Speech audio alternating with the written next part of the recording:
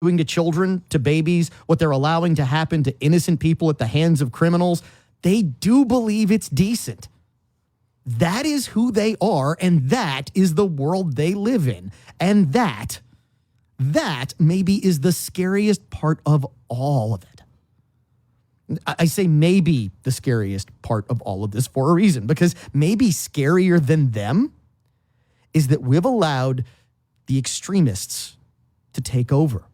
See, we live in a different world, but right now, our world is governed by those terms, which means it's time to redefine reality. It's time for real decency, not people topless on the lawn of the White House, not bags of cocaine found in the White House, not teaching children about things which are meant to be for adults. No. It's time that the two worlds collide and one corrals the other. That means we have to talk. That means we have to debate. That means we have to argue. That means we need to pop some tops, sip some pours, sit back, relax, and enjoy your implicit bias. The Rustic Renegade has thousands and thousands of unique men's gifts. Here's Caleb Morris. So one of our biggest selling knives is out the front knives. An out the front knife is an automatic knife that just pops out the front. Most people think of them as a switchblade, and they don't realize the many uses that it has. It gives you a great one-handed operation use for a knife. Why don't you come in and have a cup of coffee with us? The Rustic Renegade and therusticrenegade.com. Renee Girard, Acadiana certified master tobacconist, owns Piper's Haven at 3916 West Congress, right between Adrian's and Gilbo Road. How many cigars are in that humidor? A lot. 100? Oh, more than that. Way more than that? Way more than that. It don't matter? Thousands of cigars. Thousands? Thousands of cigars in the humidor at Piper's Haven. So you've got all these cigars. You've got pipes and pipe tobacco stuff. I got pipes, pipe tobacco, cigars, cigar lighters, cigar cutters, pipe lighters, pipe stands, Lamborghini lamps, the scents. I got everything you need. Really what you need is a great cigar, great conversation at Piper's Haven. Yeah, right? And we need some cool weather because it's too hot to sit on a porch right now. I agree, but that's okay because you got a smoking room. Yes, we do. It's an air-conditioned smoking room with a big screen TV. So if you need a haven from home, you've got Piper's Haven, 3916 West Congress Street, between Adrian's and Gilbo Road. Renee will help you pick out a great cigar. William S. Nicol Jewelry has been serving the Acadiana area for over 40 years now. Loose diamonds, engagement rings, wedding sets, the most extensive in-store selection Acadiana has to offer. Waterford crystal, Swarovski crystal, and a complete Pandora jewelry shop right on the showroom floor. In-house jewelry repairs, and a friendly, knowledgeable staff to assist you. When you want bigger, better diamonds for less, when you want quality merchandise at affordable prices, shop local. Shop William S. Nicol Jewelry, 3802 Johnson Street, Lafayette. Experience Acadiana's most exclusive steakhouse, Mr. Lester's at Cypress Bayou. Make your reservation today. Space is limited. Take Highway 90 to the Baldwin exit. Hour one of Implicit Bias is brought to you by Piper's Haven, 3916 West Congress in Lafayette, Louisiana, featuring Louisiana's only certified master tobacconist, Renee Girard.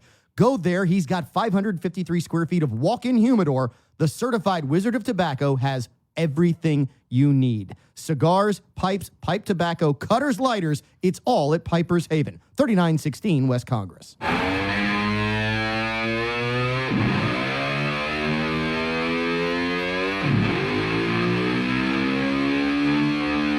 Implicit Bias rolls on trying to figure out what world some people are living in, because let me tell you, they sure as heck don't live in the same world we do. I'm your host, Cavan Bordelon. Let me introduce you to the crew that we have here in the top secret podcast lair this week. First of all, the Rustic Renegade taking a week off.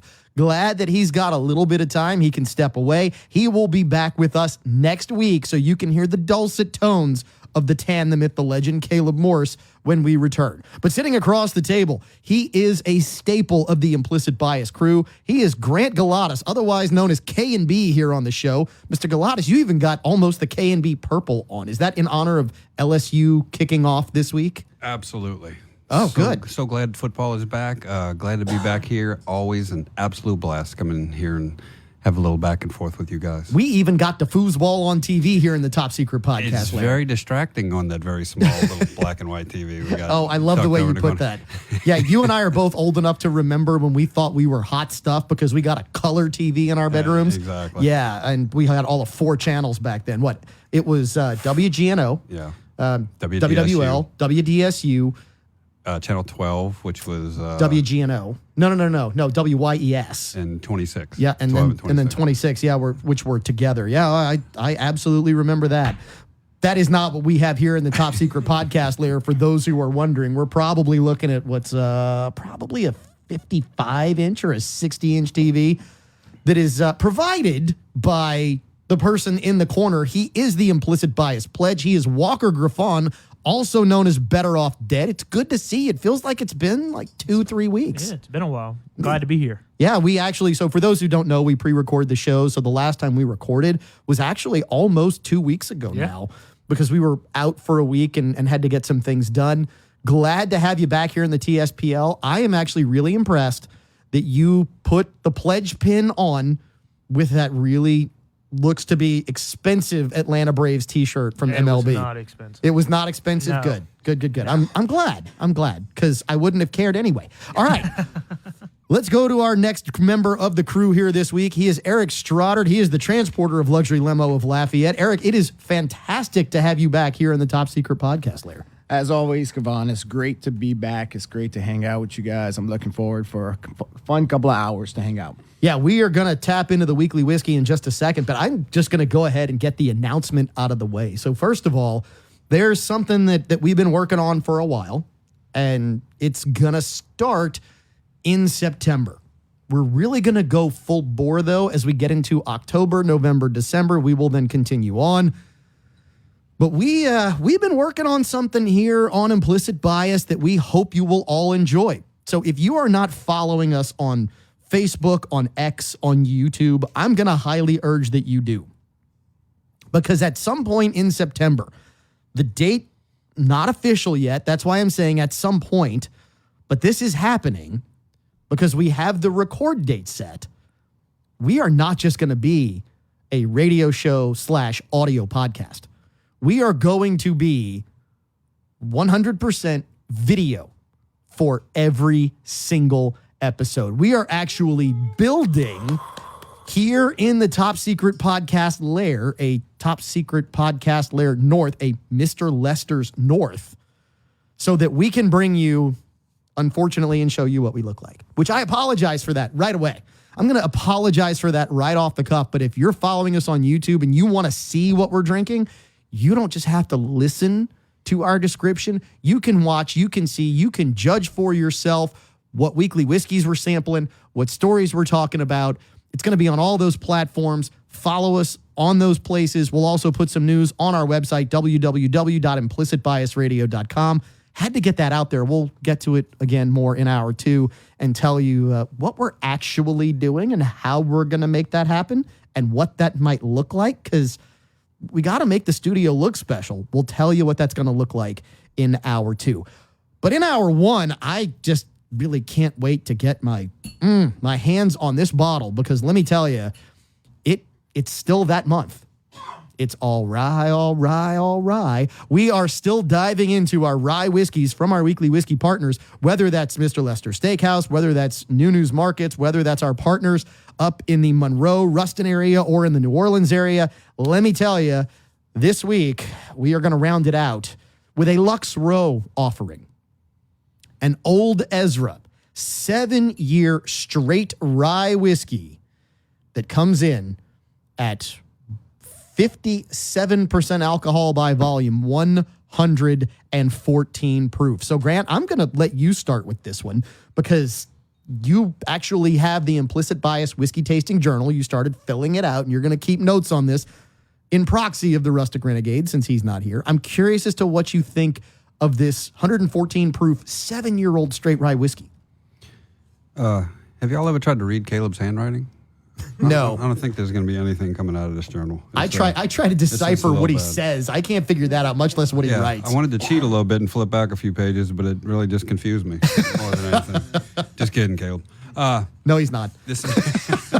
At 114 proof, of course, what I've learned being a newbie to this stuff is anything that's got rye on it, it's got a nice peppery taste. But at 114 proof, it doesn't hit you as hard as 114.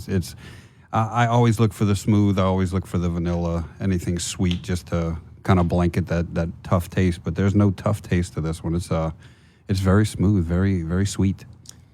I love this one. You probably heard me give that refreshing in the background because this one is hitting right in my wheelhouse. I'm going to tell you up front, for those who know the saying, this obviously cannot be bourbony McBourbon because it's not bourbon. But when I say this is all rye, this is straight down Main Street, fastball right down the middle for me. I'll go into more of my description in just a minute. Eric, what do you think about this one? As I know you don't typically lean in to those things that are 114 proof, not necessarily your wheelhouse, but I'm curious as to how this sits. This actually kind of felt good going down for the first sip. So the first sip felt oily. It Yeah. felt like it was a butter smoothness to it. It kind of was overtaking in the beginning. And after the first couple of sips, all of a sudden it starts settling in. And now it's like what you're saying about right down the middle of the plate. I mean, it is just smooth. It's easy. It's flavorful. I love this. This is really, really good. All right, Walker, what about you? I like it a lot. Smooth, I agree. Like the oily.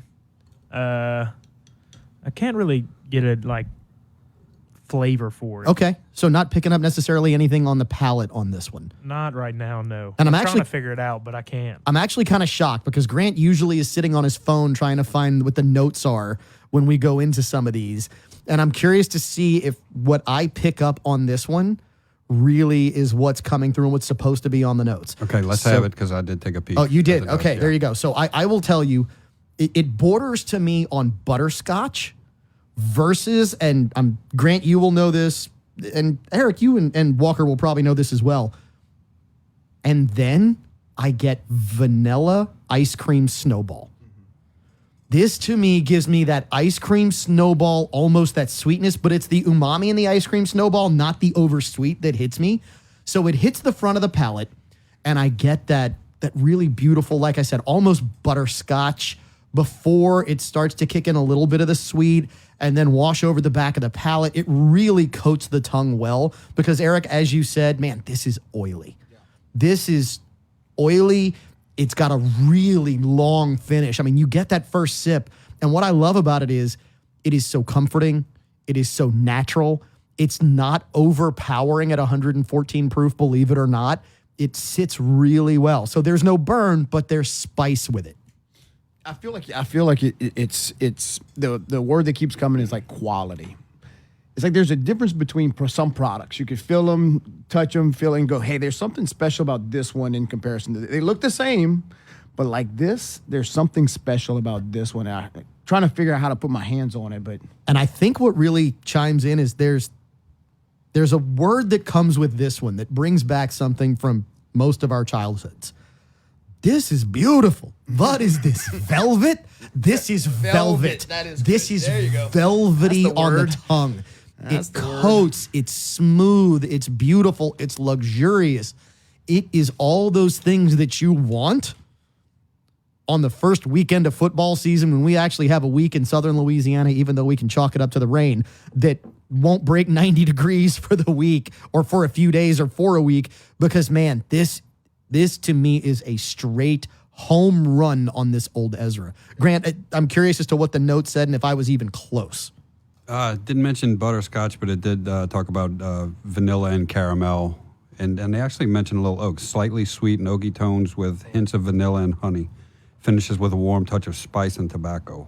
Yeah. Are you pulling tobacco out of this? I'm not pulling a ton of tobacco out of this, but then again, I'm not a huge connoisseur of tobacco. I'm sure if we had maybe Renee here this week or if Caleb was here, they would pick up the tobacco.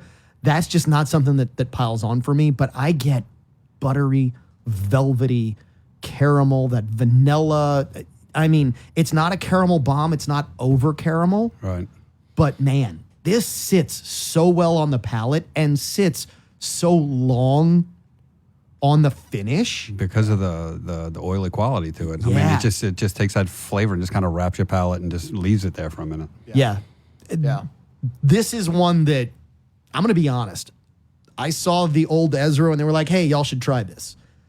And I kind of went, oh, old Ezra. Okay, I don't have fond memories of this. Oh, and Grant is giving me a ring of the bell unintentionally as he reaches for a second pour.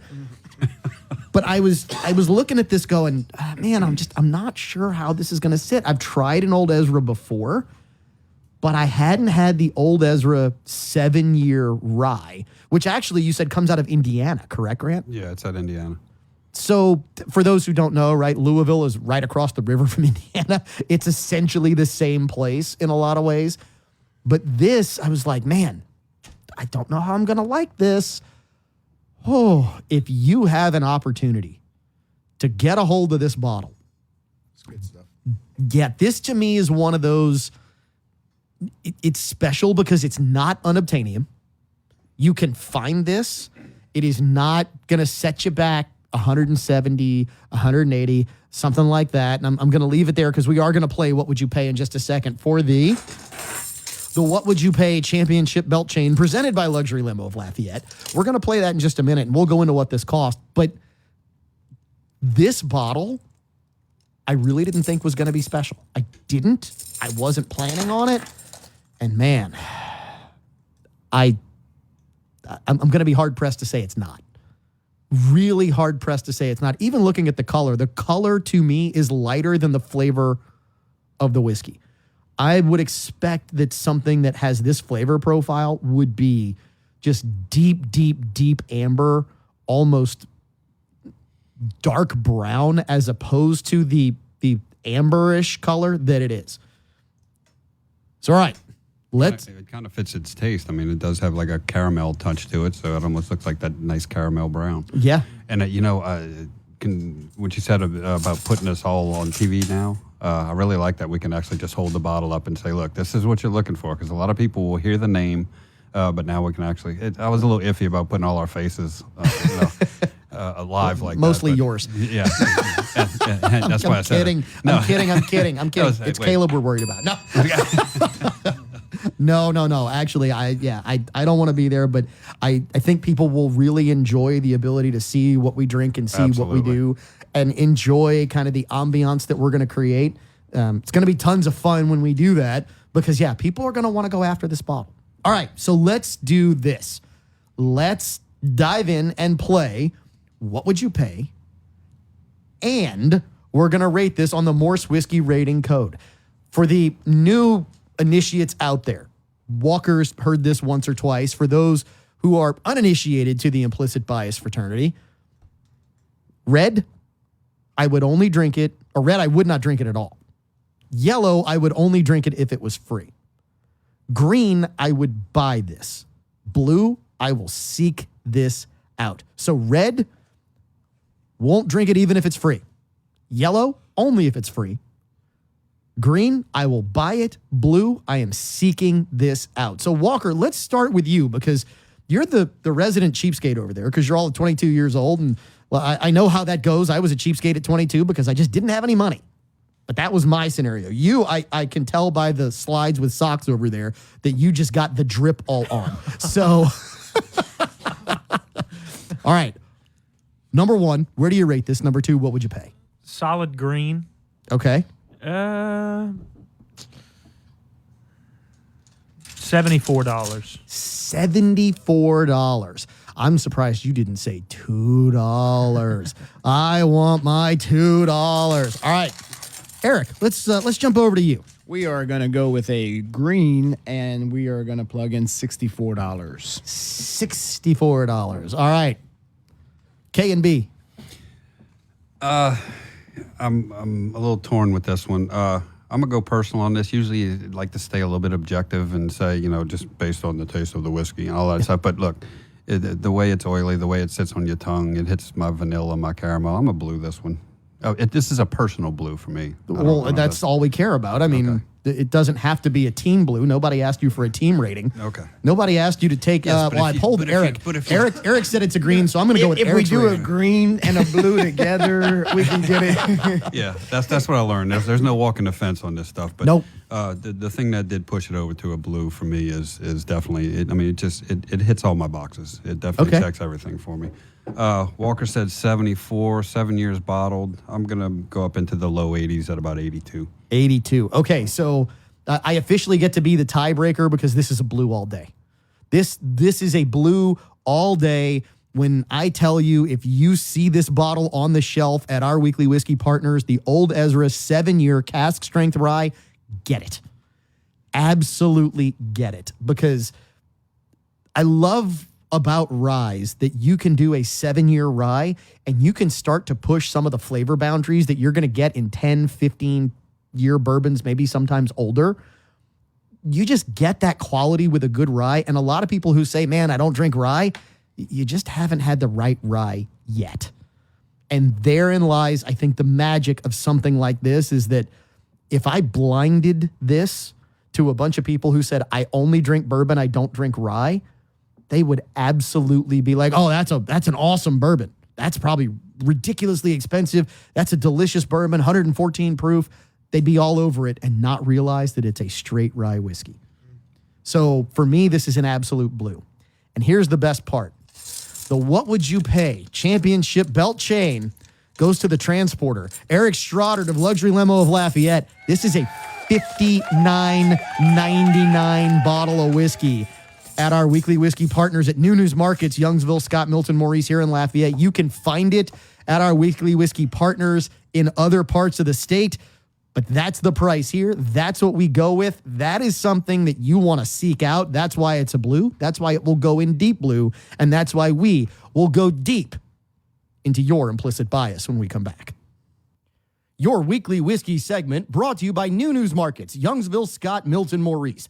Great selections, great prices. Go find the weekly whiskey you're looking for at Acadiana's favorite whiskey stop. At Industrial Fabrication Services, we've been serving the oil, gas, agricultural, and refinery industries for 15 years. I'm owner Jonathan Broussard, and I've worked in fabrication and welding, covering a multitude of techniques, processes, and design for over 30 years. Our goal is to be personal and hands-on. Let Industrial Fabrication Services bring your project to life. Call us at 337-330-2326. or find us at ifsllc.net. Industrial Fabrication Services. Nobody likes to drive around in a grimy ride. Clean that car the Cajun way. Zydeco Ride and Shine Car Wash at 320 Willow and Cajun Car Wash at 510 Lafayette Street in Youngsville are there for you.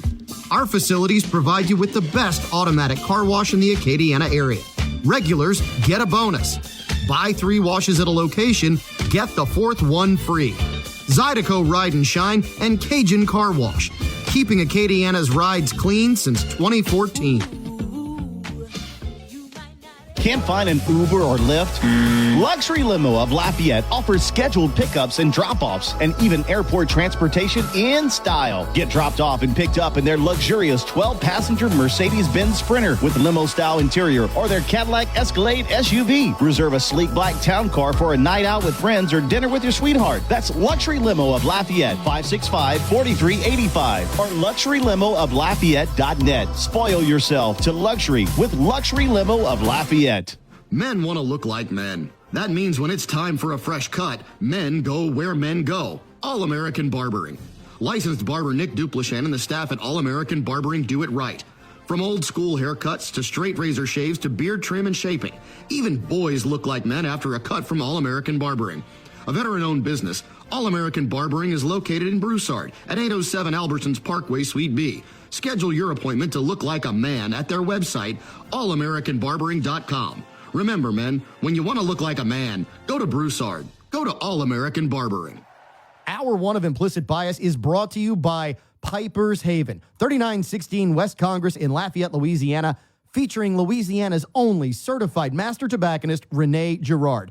Go there. He's got 553 square feet of walk-in humidor. The certified Wizard of Tobacco has everything you need. Cigars, pipes, pipe tobacco, cutters, lighters. It's all at Piper's Haven, 3916 West Congress.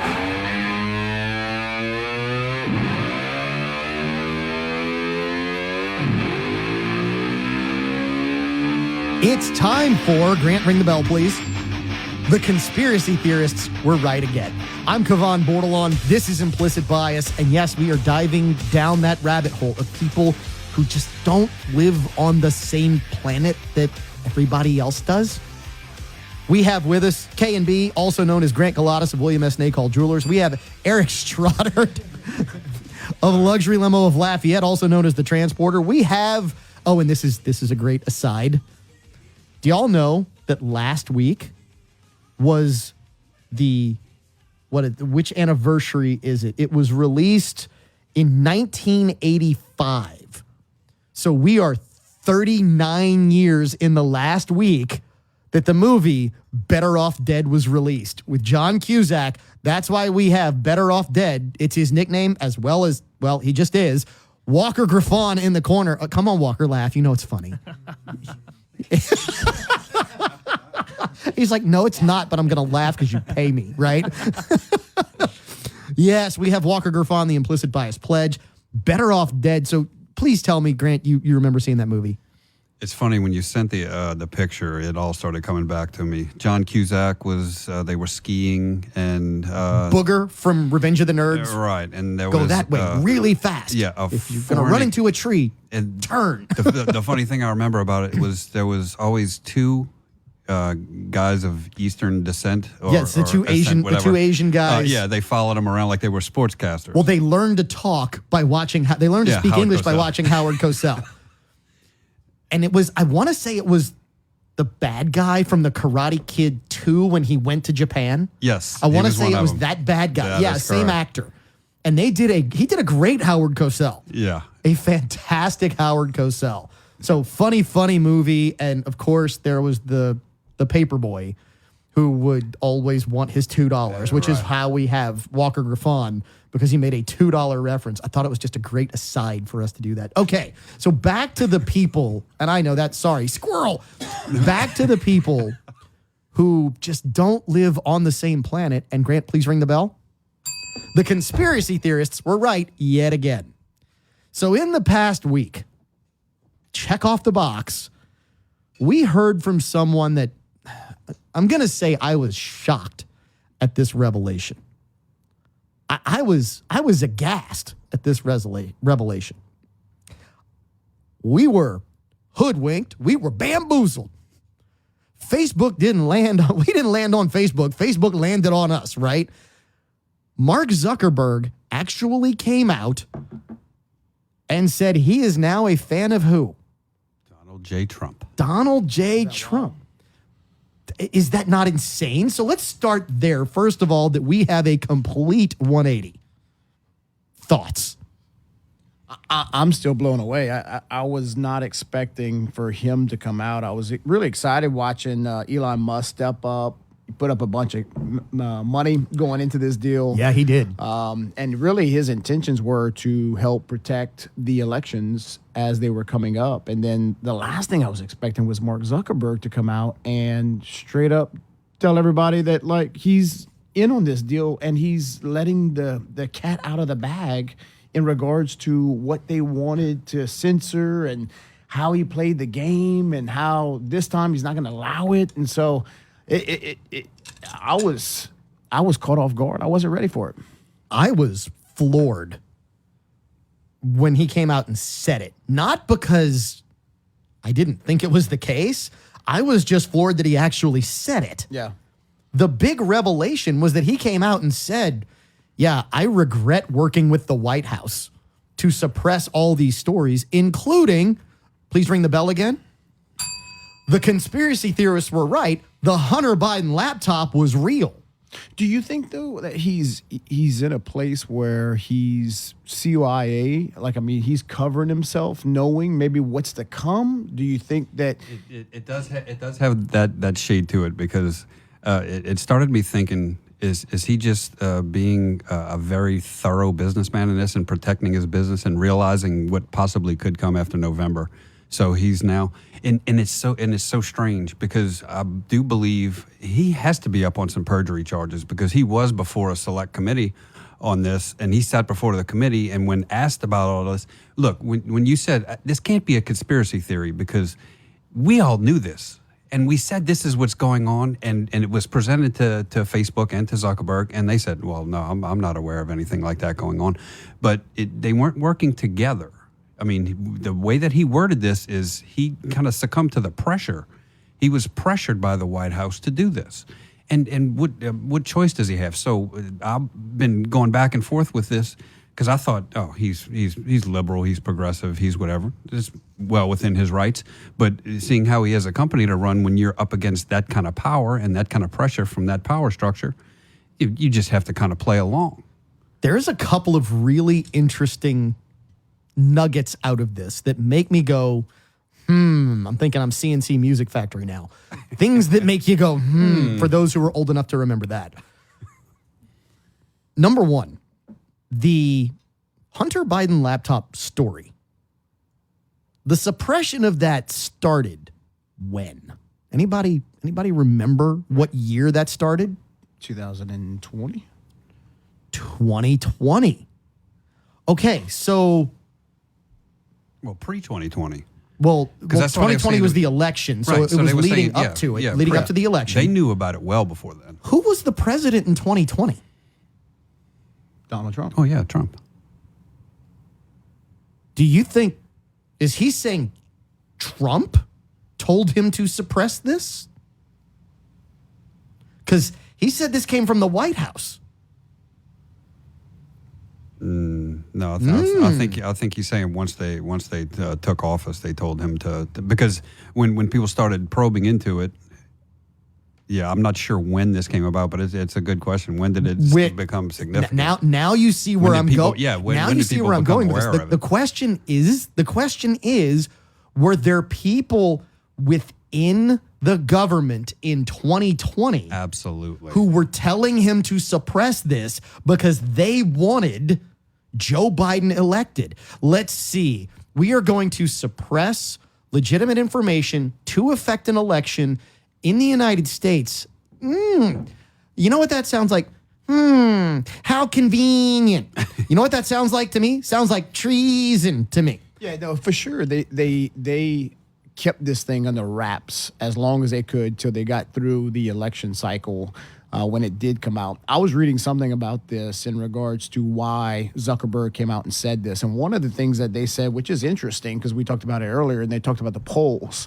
And like right now, the polls are saying, well, whose polls are saying those things, right? Can't trust the polls. You can't trust the polls. Oh, we'll talk about that in a little while. But you can, at some level, go, all right, so Meta, between Instagram and Facebook, has a lot of data. And the fact that if you're looking at the analytics and you're seeing the behind the scenes of what's really going on and what's really happening, I mean, at some point you start going, you better jump on the right side of the field. And also Trump went out there and said if he catches him doing anything foolish, he's going to put his butt in jail, which was a thing. They're not friends by any means. Trump has said, I'm gonna dismantle this kid. I was curious as to how long it would take for us to get there. That very well might be, and I love where you brought this because this comes back to data, this comes back to reality. Yeah.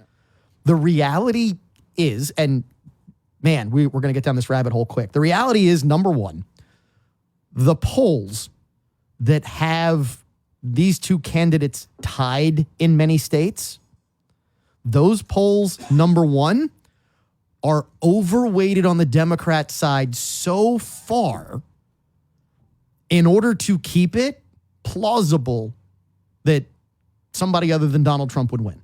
That's number one. There was one that I saw that came out just a couple days ago, and it was Michigan, where it's basically tied. Democrats were sampled more than Republicans in Michigan by 25%. Now, do they probably outpopulate Michigan more than Republicans? Probably, to be fair, but not by 25%. It's not a 75-25 split in the state. And by the way, you're also not going to get 75-25 showing up at the polls. So it's not likely voters. It is all voters oversampled on the Democrat side in order to keep it that close. So there's the first part, which then brings us to, if we think that the people who have access to real data, like you were mentioning, Eric, if you think they don't know what could be coming, what the truth is, now all of a sudden that little comment that Trump put out there, if he does the same thing he did in 2020 to affect the election, jail time. Right now, all of a sudden, now you got Zuckerberg. Maybe his Zucker is starting to berg at that point. Yeah. Look, it's actually a good cornerstone of good advertising. You create a sense of urgency. So you can actually shoot yourself in the foot if you throw out there, well, the polls show us comfortably ahead. It keeps people at home during the voting cycle. So if you say, oh, we're neck and neck, then it creates that urgency for people to get up and But that's go also vote. that's also what this their campaign is about. That it's about trying to get the momentum, trying to get the mainstream media to jump on board, and being able to keep this thing moving as long as possible. And so, but the problem is that I really believe at this point you just gotta be on another planet if you don't realize what's going on. You talked about it earlier, and you said something about the DNC, and I'm going to go out on a limb and say this. So my son's 15 years old. So him and I are sitting in the back patio hanging out, and he looks at me and he goes, man, did you hear that they set up an abortion clinic in Chicago outside of the DNC? Yeah. A vasectomy trailer and an abortion trailer. So hold on. I'm going, come on, bud. Where did you hear that? I don't think they set up a temporary building to kill babies outside the DNC of Chicago. He goes, not a building, just a truck. He goes, no. Mom told me. I said, bud, your mom looks at a lot of things on the internet. Not everything's true. And so sure enough, I go to work that day and I'm talking to somebody and I said something about it. And they looked at me and they said, it sure in the hell is true. And you go, you mean to tell me they set up a temporary building to kill babies and have vasectomies to prove a point? And you realize that at some point they have gone so far that the small percentage, because of the control of the voice of the microphone, it's all fake. And the world sees it. The world knows it. Nobody believes it. People check in and look at CNN and look at these stations just to see what these crazy birds are saying, just so they can understand what the other side's having to listen to. So here's a really interesting part. When you say that the media's bought in and the entire campaign is about getting the media on board, we're going to have to tease this a little because we might go a little long here, Walker. Today, the day that we are recording this episode, CNN is releasing a partial interview with Kamala and Walz, right? Because she wouldn't do it by herself, but they had to edit it down and they are refusing to release the entire interview. One can only assume it's because of how bad it was. And we know how you spell assume, A-S-S-U-M-E. But the media is on board. This is the first interview that the woman has done where she has been asked legitimate questions since she was coronated to being the candidate. Because remember, if you love democracy, no one voted for her to be your candidate. Just saying. But that's how you know the media is on board and how bad it is. But the really crazy part is, even with all that, even with the polls, if the polls are legitimately close, it just doesn't matter. And I'll explain why when we come back on Implicit Bias. I'm Lee Ritter with Ritter Consulting Engineers. If you're in the real estate industry or property management, you may need to take a look at us. We offer advanced drone services providing aerial photography, site surveys, and roof inspections. We also offer state-of-the-art 3D imaging for accurate and detailed floor plans and site models for your use. If you're a real estate agent looking to up your game, give us a call, 337-984-8498 or RitterConsultingEngineers.com. How sweet it is. Gambino's Bakery of Lafayette can satisfy all of your bakery needs. Cakes, cookies, pastries, melt-in-your-mouth pedophores, wedding cakes, and of course, the original New Orleans Dauberge cake. Family owned and operated, let Gambino's Bakery take care of all your dessert needs for your family gathering, tailgate, holiday, or any special occasion. Visit with the baking professionals in Lafayette. Find what fits your taste. Enjoy the sweet life with Gambino's Bakery of Lafayette, 3802 Johnston Street. Call them at 337-406-9066 or online at Gambinos.com. Hey there, Louisiana. It's time to unlock your inner confidence and shine like never before. Visit Eon of Louisiana Body Contouring. Imagine sculpting your dream body with the latest, most advanced techniques. Kiss those stubborn inches goodbye. Eon's team of experts will make those curves pop and those problem areas disappear. Our treatments have no downtime and can be completed on your lunch break. Let your beauty and your confidence shine. Book your consultation now at eonoflouisiana.com. That's EON of Louisiana.com. Results may vary. Consultation required. Drink Kacheri's Coffee, the official coffee of Implicit Bias. Available at La Creperie on Colley's Saloon, at the Rustic Renegade, Automotive Gear on Judson Walsh and Opelousas, and the Chill House, the dessert destination in Maurice. Kacheri's Coffee, the official coffee of Implicit Bias. Hour 1 of Implicit Bias is brought to you by Piper's Haven, 3916 West Congress in Lafayette, Louisiana, featuring Louisiana's only certified master tobacconist, Rene Girard. Go there. He's got 553 square feet of walk-in humidor. The certified Wizard of Tobacco has everything you need. Cigars, pipes, pipe tobacco, cutters, lighters. It's all at Piper's Haven, 3916 West Congress. We are just getting riled up on this week's episode of Implicit Bias. I'm your host, Cavan Bordelon. We know the world we live in. And yes, there are those people who just don't live in the same world. We're talking about them and how they see things. We're talking about them and how they might not have believed us when we said, hey, it's true, Facebook is suppressing all this information, including things like the Hunter Biden laptop, all that stuff. Here in the Top Secret Podcast Lair this week, we have with us Grant Galatas of William S. Nacol Jewelers, otherwise known as K&B. We have the Transporter, Eric Stroddard of Luxury Limo of Lafayette.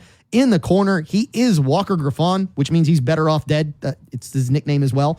He is the Implicit Bias Pledge, and I'm your host, Cavan Bordelon. We were talking about the conspiracy theorists being right again. I mean, conspiracy theorists are battering about 900 so far. And it's the Hall of Fame. Yeah, it seems like the only difference between a conspiracy theory and the news is about 6 months.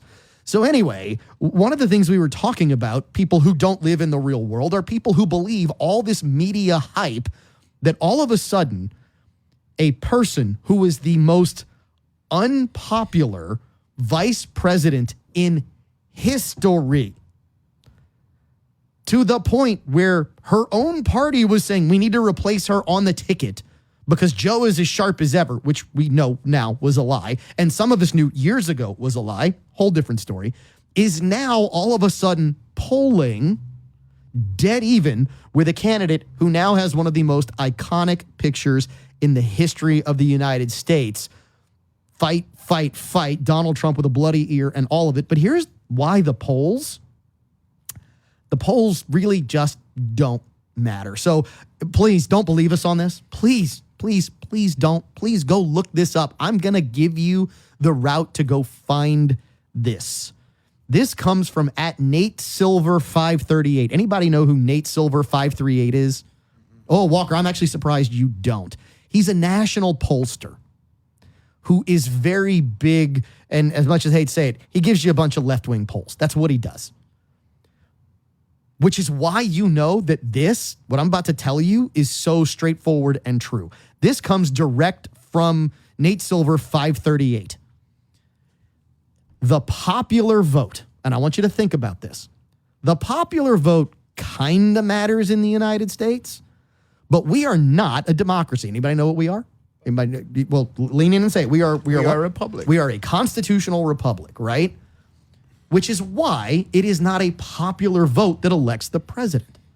Because if it was, essentially what you could get is 4 big cities electing the president and the rest of the country being overlooked. We are a majority rule that protects the rights of the minority and protects the representation of the minority, which is why we have the Electoral College, which, by the way, which is what matters in a presidential election. And here's the gem. According to Nate Silver, 538, if the popular vote is Democrat plus 6 or 7, the probability of a Democrat win in the Electoral College is 99.7%. If a Democrat, listen to this, plus 3 or 4 in the popular vote, it drops to 87%. electoral college win for the Democrats. If the Democrat is +1 to +2, this is where it gets fascinating. The Democrat has a 30% probability to win the electoral college. The Republican has a 68.7% probability to win the electoral college. If it is relatively even, if it is Democrat 0 to +1, the probability of a Republican presidential electoral college win is 89.2%.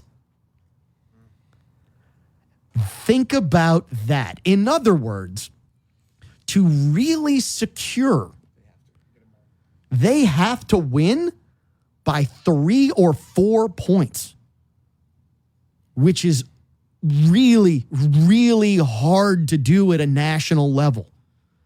If it's Democrat +2 to +3, it doesn't quite become a toss-up, but it's basically a 60-40 split probability for the Democrat to win.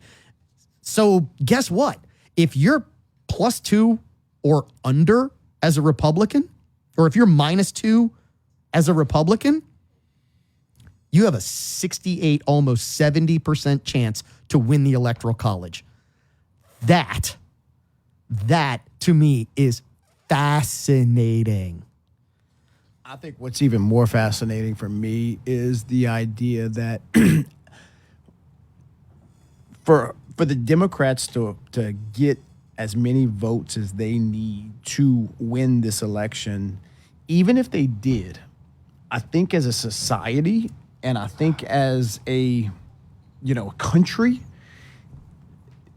there's no way in my mind that I think these Americans who keep showing up and showing out over the last year, over the last couple of years, there is no possible way for these guys to stand down and to allow communism to take over, because there's no way that you can say that the Democrats are going to come in based on what they have revealed, based on what they've shown, based on what they've done, based on what they stood for. At some point, the world's going to stand up and go, you can't do this. So there's 2 big nuggets you called out there, and I love it, because number one, in the small excerpt that CNN released today of the highly edited Kamala Harris interview that they got to do, well, Harris-Walz interview that they got to do, the portion they released, they actually asked Kamala Harris if she's changed from her political stances on where she was previously, and she says, no, I haven't changed on anything. I'm the same person.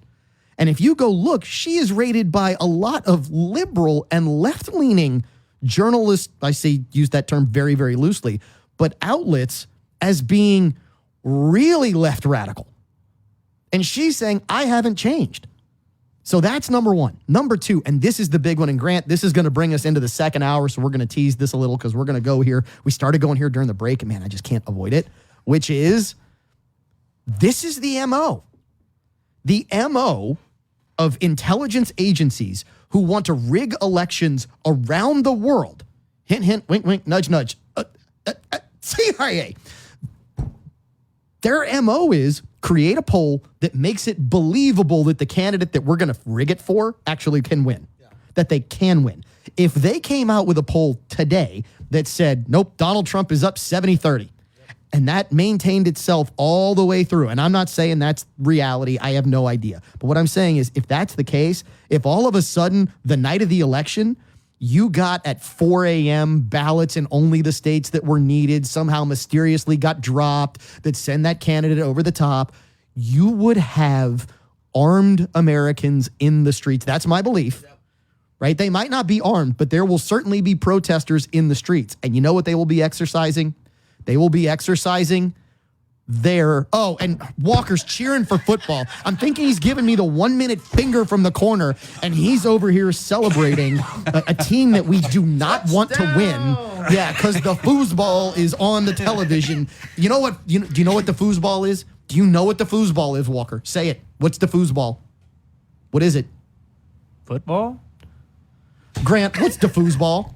I have no Oh, idea. from Waterboy. What is it? Oh, come on. I could not Oh my watch that gosh, movie. the, I'm sorry. What? Foosball is the devil. There it yes, is. there it is. I- Foosball's How the did you not devil. watch that? That's the best movie ever. Adam, wait. Adam Sandler as Little Nicky with that voice, the whole thing, I love and the that Water movie. Boy. As much as they demeaned our home state here, no, I couldn't watch it. Sorry. Yeah, the least they could have done was film it here instead of filming it in Florida. Oh my goodness! If you're gonna Yeah, make fun of exactly. us, I It was mean, in the Everglades. Yeah. So I completely lost train of thought because you're over there giving me the 1 minute finger and you're just celebrating a touchdown. How are we doing on time now? How much time do I have left? 2 minutes. So what you're telling me is I don't have any time, and now you should be giving me the 2 minute finger, not the 1 minute finger, which I guess the 2 minute finger starts with both the index and the pointer. I'm going to reduce it to just the index. I'm going to reduce it to just the index just for you. Now, look, this is where we're going to dive in and start going into because the CIA, intelligence agencies all over the world have been doing these things for decades. Yes. Oh, you've got to give him the full-on Sandlot. Forever. No, Alan Dulles was an absolute master of this. Considering the book we just read about Kennedy's assassination, Dulles was the guy that he fired not too soon before he was killed. And Look, then that our person- government has been doing this for years. All of a sudden now they have to do it domestically, which Guess is what? unusual. You domestically have to hang on. If you're listening to us in our markets and only carry hour one, find us on our website, www.implicitbiasradio.com. All our episodes are there. Find us on our socials. We'll have more details on what we're doing with Mr. Lester Steakhouse coming up on this week's episode, and hour 2 of Implicit Bias. Hey folks, it's your buddy John Rich from Big and Rich. You know, the weather's getting warmer, the days are getting longer, and there's never been a better time to celebrate your freedom.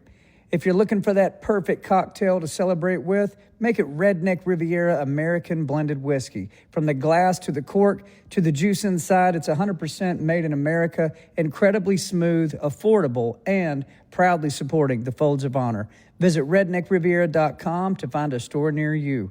Drink American.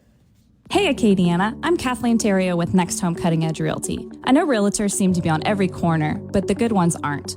I promise to give you top-notch customer service that includes honesty, availability, and professionalism. If you're looking for a realtor you can trust and is available during your most important purchase, call me, Kathleen, where the service goes beyond the closing day. For all your commercial needs, investment properties, or your next home, call Kathleen with Next Home Cutting Edge Realty, 337-412-1536. That's 337-412-1536. Or find me on the web searching Kathleen Terrio Realtor. Dupree Carrier Godshaw provides insurance locally as well as nationwide. A full-service agency, Dupree Carrier Godshaw can take care of all of your needs, from personal auto, home, or business, group health, life, or investment products. Dupree Carrier Godshaw is a growing business and is currently hiring. Email resumes to charles.l@dcgagency.com. For all of your insurance needs, call Dupree Carrier Godshaw at 337-948-8186 or visit dcgagency.com. This is Louis Pizzolata, the owner of Coin and Treasure. We're your local source for rare coins, bullion, silver, and gold. In these unprecedented and uncertain times of government overreaching and economic instability, the security of having gold and silver is the perfect way to diversify your portfolio. Both gold and silver have been the tangible assets since the beginning of recorded times. Visit us today at Coin and Treasure. We are local, experienced, and still American-owned and American-proud. For 43 years, it's Coin and Treasure, 2472 West Congress.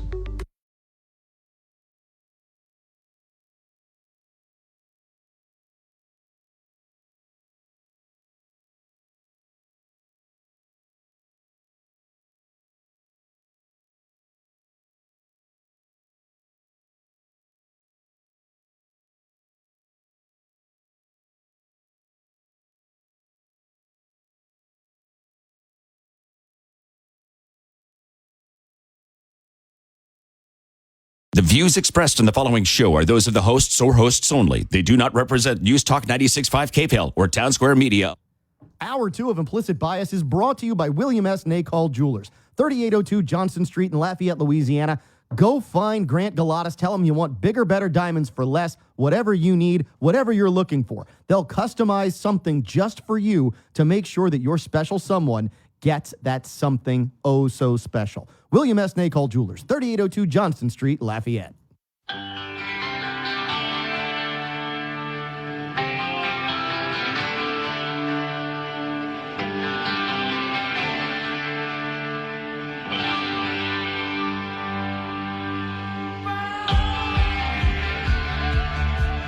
The rabbit hole is deep, and the world that we live in on this episode of Implicit Bias, trust me, you want to join us. I'm your host, Cavan Bordelon. We are in the top secret podcast lair this week with Eric the Transporter Stoddard from Luxury Limo of Lafayette, Grant Galatas, a.k.a. K&B of William S. Nacol Jewelers, and Walker Griffon, otherwise known as Better Off Dead, the Implicit Bias Pledge, here on the show. Let me tell you, there are so many different directions we can go here in hour two. Why don't we start with this one? And this is a fun one. So we often talk about water and whiskey here on the show, which is our very own proofing water that we utilize to, add a drop or two, open up our whiskey, and make sure that we are experiencing our whiskey the right way. So what I have in front of me is a very special glass that is available at Mr. Lester Steakhouse in the only 5-star restaurant between New Orleans and Houston. You can get a glass of this, by the way, just so you know. If you go into the cigar lounge, you can smoke a stogie in the restaurant. It's the only restaurant in Louisiana where you can do that. You can get a glass of this, Elijah Craig barrel proof. It is batch B524, which is a fantastic pour. It's all of $15 in the restaurant. Get that whiskey, right? Get it. You can add a couple drops of water and whiskey to it. It is absolutely fantastic. If you can't make it there and you want to try water and whiskey, Le Grenadier, downtown Lafayette, now serving water and whiskey with their straight whiskey pours. Just want to give them a shout out. Thanks for picking up water and whiskey. But Mr. Lester Steakhouse is also doing something special here with Implicit Bias. We are down there once a quarter. They are the official sponsor of the Top Secret Podcast Lair, and they're going to make it really, really, really, and my wife told me I need to stop doing this, so I'm going to keep doing it, really, really, really, really, really, really, really official. Because we are going to go to video full-time starting in October, but we're going to have some previews up. We're going to do some in September to make sure that we're doing it right just for you. And you'll get to see the pours that we have here. Find us on YouTube, find us on X, find us on all of our social media channels. If you want to know where those are, go to www.implicitbiasradio.com. Or even better, just tune in, because guess what? In September, we are also going to be back at Mr. Lester Steakhouse. Down there, we're going to have an episode that we are going to have on all of our social media pages. Tons of fun, tons of great food. See what they have to serve. See what they are offering in the cigar lounge. And let me tell you, it's going to be fantastic. Grant, you want to chime in? Will there be a dress code once we go live on video? Just dress. I mean, our usual we can't wife do beaters and well, no, we flip-flops. can't do the Caleb. And if I know Caleb, he was talking about this, so I can say it. Dress, Caleb, is not your underwear and a pair of night vision goggles. That is not considered dress. What, Walker? We can all wear socks and sandals. Oh, yeah. Nope. Perfect. I'm getting everybody a pair. I need everybody's shoe size. Knee-high white tube socks. Nope. Nope. Oh, We are all wearing that one episode. We are not doing socks and slides. No, we are not. We'll talk about it. No, we are not. No, we're not talking we'll about have a group vote. No, yeah. Yeah, you know what the fun part is? I'm the whole group. Not happening. You can vote. It just doesn't matter. Ding. See, Walker is living in a completely different world where he has a vote. See, his brain cannot tune to the different radio stations. He's like, oh, we're doing this. We're doing it. Nope, no, we're not. Nope.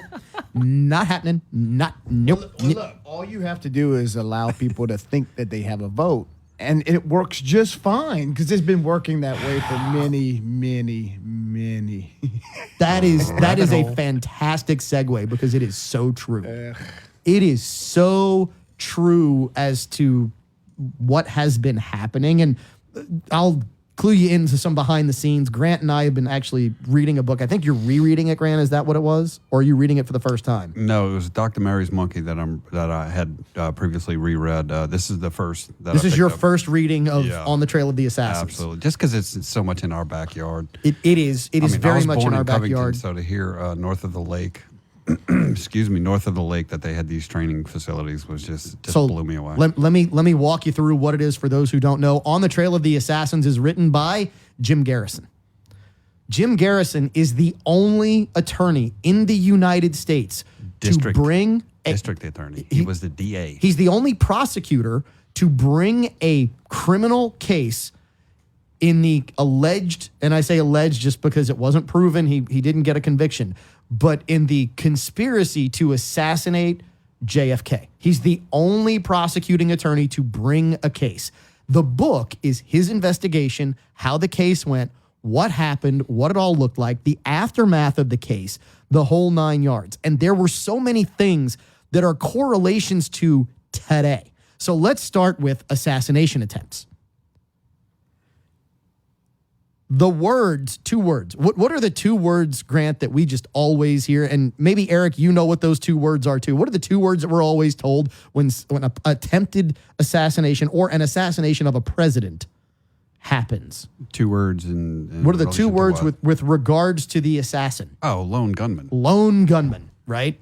Lone gunman. So we are now told that the attempted assassination of Donald Trump was a, quote, Lone gunman. Lone gunman. A 20-year-old lone gunman. A 20-year-old lone gunman. Now, let's talk about some of the similarities here. The investigation into Lee Harvey Oswald was wrapped up initially within a couple of weeks by the FBI. I mean, this went very, very quickly. Evidence was destroyed. So, for those who don't know, if you read this book, you'll find out that the limousine in which the president was assassinated, JFK, was hosed down and washed out almost immediately after the assassination. I kind of think that the limousine would be classified as a crime scene. Yeah, wouldn't it? I would think that's an immediate breach of chain of evidence. All the evidence washed away. Yeah, thank you. What happened to the roof where the alleged shooter was shooting at President Trump from, where he was killed? What happened to that roof within a day, 2 days? Power washed. It was power washed. It was cleaned. There's a term that's used, and it's funny, it's used in a lot of movies. I think it's actually used in real life. I don't know because I've never hired a contract killer, but there's a term that's used. And Walker, I know you have. So there's a term that's used when you want to get rid of evidence in a crime scene. What type of person do you hire? A cleaner. You hire a cleaner, right? It's amazing that so you've got that disruption of the chain of evidence, significant disruption of the chain of evidence. Yeah, not a lot of yellow tape on this one. No. Usually you cordon off the scene in order to pick any, microfibers, especially these days with DNA evidence or any micro evidence that could be laying around for whatever reason. So you have a very quick investigation. You have the destruction of evidence. You have the claim of a lone gunman. Here's the other really interesting thing that you have. You have a scenario where evidence about said person was misconstrued by significant mis- or disinformation. Right? So you have multiple people on social media identifying, we believe this is the assassin, this is the assassin, this is his account, this is that account, and then they won't release evidence. So for example, the FBI has, it's been reported, please don't believe us, it's been reported that the FBI has cracked Thomas Crook's overseas Telegram accounts or accounts. He used a very basic encryption. Yep. Yeah. And they won't release what's on them? No. Much like they won't release the history of Lee Harvey Oswald's association with certain intelligence agencies? Not until they sure up their own fine spin on it. Correct. So you've got all these things that are in play. And Eric, you want to chime in? Well, I was just going to say, I actually went back and I read something on X, and it said that go back and look at the media coverage about Trump prior to the assassination. And if you recall, for the first time, I have never heard mainstream media ever speak highly of Trump, unless it was back in the 80s, before he was ever, and he was that guy. But if you go back and you look at the pre-assassination attempt, and I'm not saying the mainstream media was part of this deal, but when you go back and you look at the way that they spoke of Trump, it was for the first time there was a shift of the way that they spoke of him, who he was. And that was right and it was before it? 1 week prior to the assassination attempt. Which is another... Because if you think about it, you've never heard the CNN. You've never gone to CNN. You've never gone to MSNBC. You've never gone to one of those stations, and you turn and they were like, Trump is actually, doing a good job with some of the policies. They spoke highly of Trump for a week prior to that assassination. Well, here's the really interesting thing that's actually in that book. Yet another correlation. In the book, Garrison outlines CIA contractors who work as, quote, journalists. So the CIA can plant the stories that it wanted in the United States prior to or post whatever action they were taking. And if you think that that hasn't been operating today, it was actually, please, again, don't believe us, go look up Project Mockingbird. Yeah. It's a thing. It is a thing. What got me was not just, and here's yet another correlation, was not just how government entities were doing everything they could to interfere in Garrison's investigation, but the fact that they were vindictive after they weren't able to completely derail it. Not only did they need to quash the investigation, they needed to erase the reputation of Garrison as a DA. So the example is that Garrison was actually prosecuted he was prosecuted twice after his investigation and trial ended.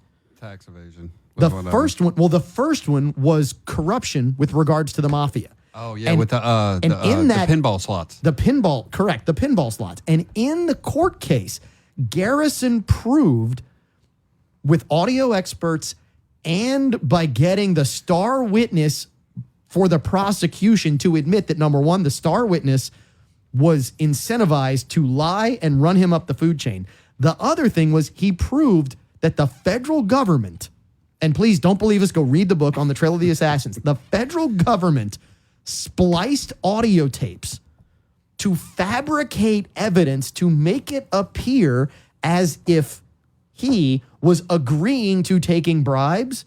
And when they brought in the expert was like, no, him saying yes right there was clearly taken from another tape because the technology didn't exist like it does today. Right. But the vindictiveness of trying to ruin and take him to court and prosecute him again and again and again and again, gee, where have we heard that? Same playbook. The playbook in 40 years hasn't changed. And if we live in that world and give it 6 months, I'm telling you it's going to be news, that these things are happening, they're absolutely happening. Hey, it worked the first time. It's worked more than the first time. Yeah, but it's worked more than once. In something of this magnitude, it worked the first time. Why not just cloud the waters and just redact everything and just seal everything for 75-year period till all the main players are dead and just let people, just bring it to life again in 3 or 4 decades. Absolutely insane. And it brings me to this thing that scary. It's incredibly scary about people who live in different places. You want to chime in real quick? I think one of the things that we talked about right after the assassination attempt, my wife calls me up and she goes, "Hey," she goes, "Did you see the assassination attempt?" And I said, "No, what are you talking about? No way." I tell you, we start looking at it. And so I start processing the idea of what would have happened if he did get killed. And you start really thinking about that from a level of going, who would we trust?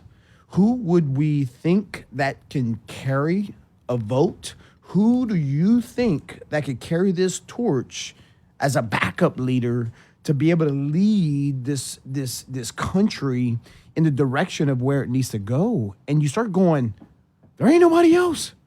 I mean, regardless of this J.D. Vance thing, regardless of whatever, you realize that if Trump really went away and he was not available, you start going, who would be the one who can show up as many people to the LSU stadium, to every stadium across the country for everything rally that he's doing? Who can ever pull that? Nobody. Which was the point. Which was actually the point of trying to eliminate him.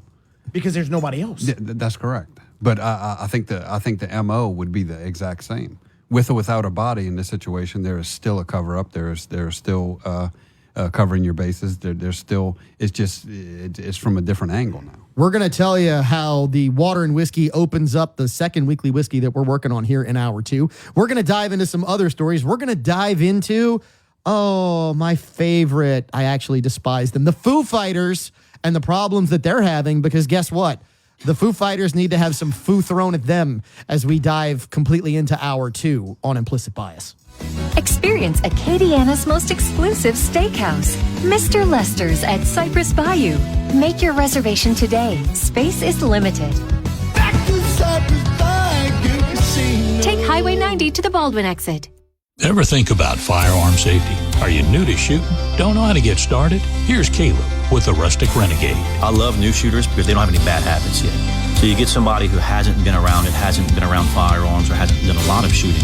We can sit down in a very safe environment where there's no live ammunition, no risk of any residuals, and train them the right way before they actually get on a range and go in and do some live fire. Why don't you come in and have a cup of coffee with us? The Rustic Renegade at therusticrenegade.com.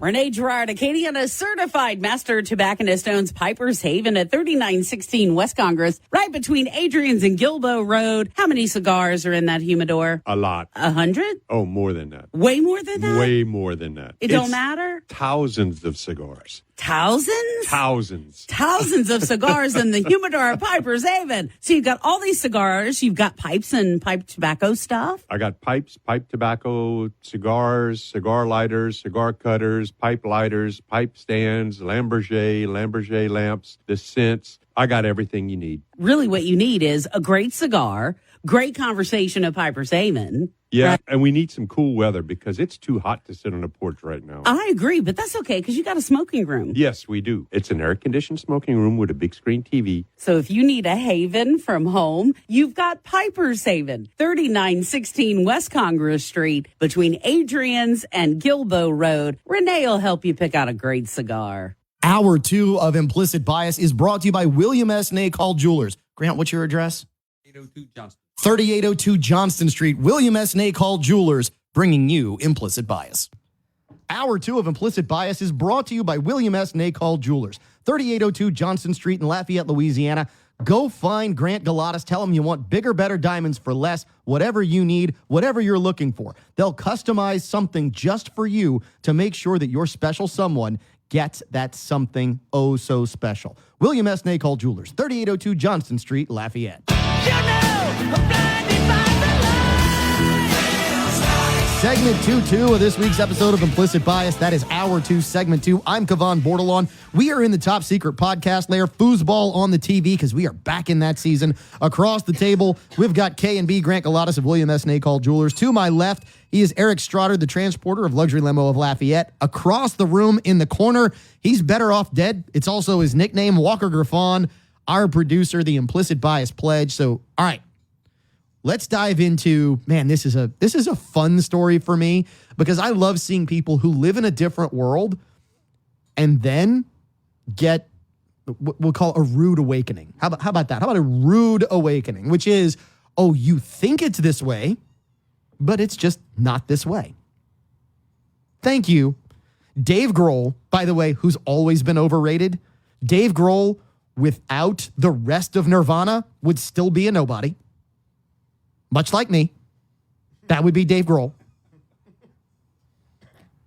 Dave Grohl, you, sir, as Degeneration X would say, We got 2 words for you. And everybody knows who that is if you just look up Degeneration X. I'm not going to say it on the radio. Suck it! Anyway, Dave Grohl apparently got his panties in a wad because Donald Trump was using There Goes My Hero at his rallies. And it made it on a TV, and it was his walkout music, and it was all this stuff. And Dave Grohl got upset because somebody asked Dave Grohl, hey, did you allow and sign off on Donald Trump using your music? Okay, I don't know if anybody here knows how this works here in the Top Secret podcast layer. Do you have any idea how music licensing works, Grant? No. Sampling became a really big thing when Vanilla Ice took when liberties Suge Knight and his guys held Vanilla Ice apparently outside over a balcony and told him sign Well, that's this. when they were trying to get him to sign with them. But Yeah. no, the sampling, he got sued. Yeah, Yes. sampling when you take a little piece of music under pressure. Correct. Was Vanilla Ice, and Vanilla Ice explained it as, no, mine was doom, doom, doom, doom, doom, doom. As opposed to doom, doom, doom, doom, doom. So I don't think, you have to at least acknowledge or pay the original artist for sampling their music. But the really interesting part is, you know, how do you go to paying all these artists? What does that process look like? Where do they go for that? Well, I'll tell you where they go for that because I've done it. This is part of the broadcast industry. I cannot use music without paying for the license.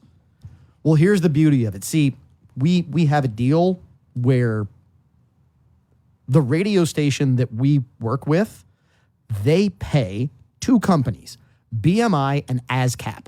Those are the 2 companies. They're both acronyms. I'm not even going to go into what they stand for because it really doesn't matter. BMI and ASCAP are the 2 companies.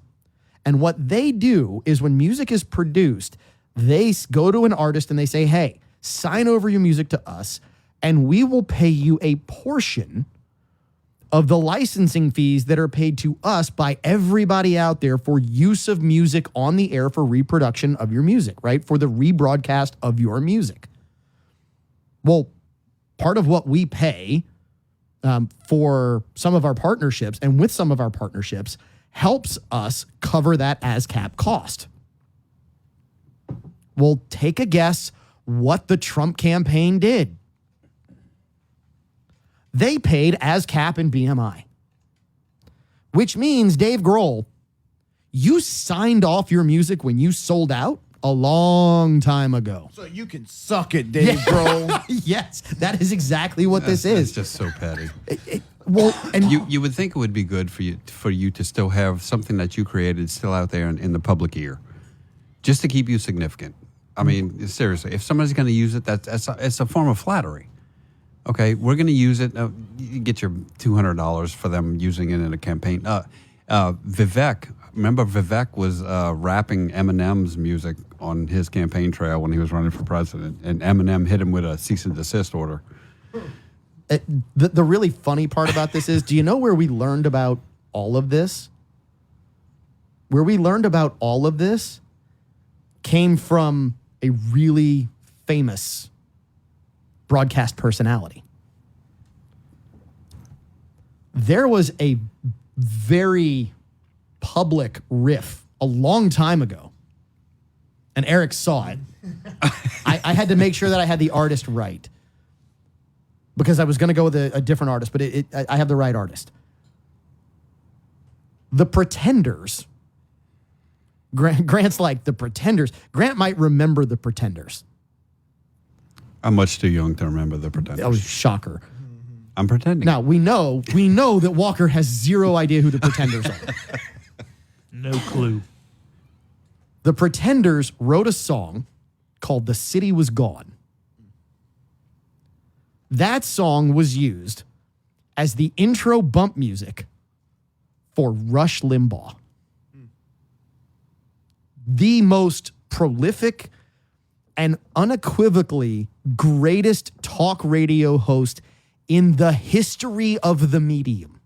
And I don't care if you like his politics. I don't care. The man did 3 hours a day without phone callers, kept people interested, and 20 years ago was making $50 million a year doing it. And his ratings to this day are unmatched. Leviathan. Yes, an absolute Leviathan. And the Pretenders got all pissy, and I think I can say that on the radio. They got all upset because they didn't agree with Limbaugh's politics. But guess what? Limbaugh was paying the licensing, which meant Suck it. that the Pretenders, yeah, there we go. The Pretenders, You can suck it. the Pretenders just had to live with it, right? It was an incredibly incredible learning experience if you paid attention to the machinations of radio and broadcast and music and cataloging and licensing and how all that worked. It's why, for example, YouTube will take out if you have music in it because YouTube isn't paying ASCAP or BMI because they don't want to pay the absolutely astronomical fee for all of the content that's on their platform to cover all of the licensing that they would need to pay. So I'm more excited today than I've ever been because I know I look good tonight, but I mean, it's okay.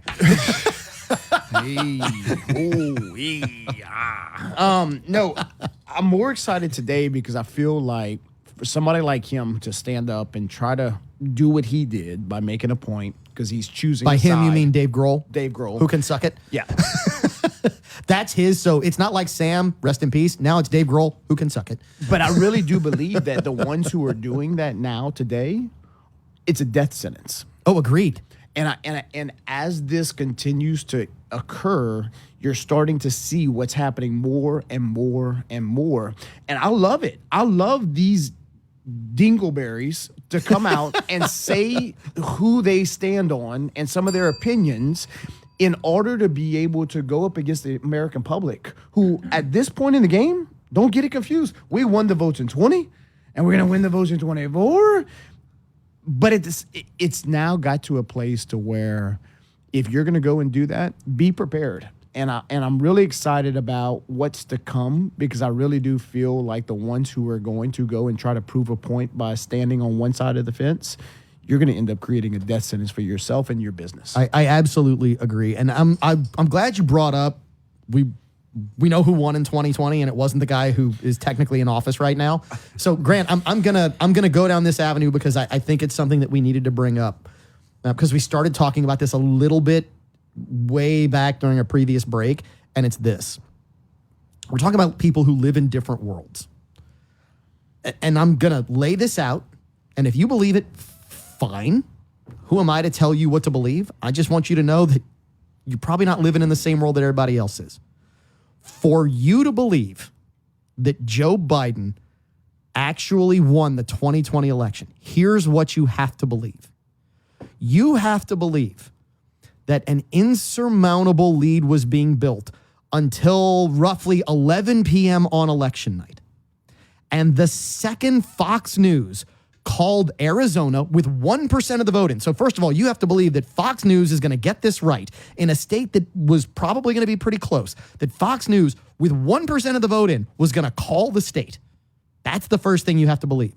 That there were some other things that happened. The first thing that happened was you have to believe that there was a water leak in the place where they were counting the votes in Georgia that was so bad that caused them to stop counting. You then also have to believe that simultaneously, only the states that had to be won by Biden decided to also stop counting votes of their own independent volition. That somehow they went, oh yeah, in Pennsylvania, we got to stop. Oh yeah, in Michigan, we got to stop. Oh yeah, in Wisconsin, we got to stop. And that all of a sudden, after they stopped, when we have video evidence that they didn't stop, that somehow at 3 o'clock in the morning, in all of those simultaneous states at exactly the same time, votes continued to roll in and be counted when they said they were stopping, that came in at a 99.9% rate for one candidate. And it didn't just happen in Atlanta. It happened in only the places where it allegedly could happen, in Wisconsin and in Pennsylvania and in Michigan, where all of a sudden the states where they stopped counting kept counting. And at 2 o'clock in the morning, now all of a sudden one candidate went from getting his tail whipped to getting exactly what he needed only by mail-in, where it just so happened those mail-in ballots were coming in at exactly the same time that just so happened to not be counted, but were counted when they told you they weren't being counted. And all of a sudden, we have a whole new election. Yeah, we're going to have to edit that out. But it's okay, because guess what? As Jim Garrison would say as we go back into this segment, it was a coup d'etat. It was done from within, and the United States deserves better, which brings us to what we're going to bring you in the next segment of Implicit Bias. Drink Kacheri's coffee, the official coffee of Implicit Bias. Available at La Creperie on Colley's Saloon, at the Rustic Renegade, Automotive Gear on Judson Walsh in Opelousas, and the Chill House, the dessert destination in Maurice. Kacheri's coffee, the official coffee of Implicit Bias. At Industrial Fabrication Services, we've been serving the oil, gas, agricultural, and refinery industries for 15 years. I'm owner Jonathan Broussard, and I've worked in fabrication and welding, covering a multitude of techniques, processes, and design for over 30 years. Our goal is to be personal and hands-on. Let Industrial Fabrication Services bring your project to life. Call us at 337-330-2326. or find us at ifsllc.net. Industrial Fabrication Services. Nobody likes to drive around in a grimy ride. Clean that car the Cajun way. Zydeco Ride and Shine Car Wash at 320 Willow and Cajun Car Wash at 510 Lafayette Street in Youngsville are there for you. Our facilities provide you with the best automatic car wash in the Acadiana area. Regulars get a bonus. Buy 3 washes at a location, get the 4th one free. Zydeco Ride and Shine and Cajun Car Wash, keeping Acadiana's rides clean since 2014. Can't find an Uber or Lyft? Luxury Limo of Lafayette offers scheduled pickups and drop-offs and even airport transportation in style. Get dropped off and picked up in their luxurious 12-passenger Mercedes-Benz Sprinter with limo-style interior or their Cadillac Escalade SUV. Reserve a sleek black town car for a night out with friends or dinner with your sweetheart. That's Luxury Limo of Lafayette, 565-4385 or luxurylimooflafayette.net. Spoil yourself to luxury with Luxury Limo of Lafayette. Hour 2 of Implicit Bias is brought to you by William S. Nacall Jewelers, 3802 Johnson Street in Lafayette, Louisiana. Go find Grant Galatas. Tell him you want bigger, better diamonds for less, whatever you need, whatever you're looking for. They'll customize something just for you to make sure that your special someone gets that something oh so special. William S. Nacall Jewelers, 3802 Johnson Street, Lafayette. All right.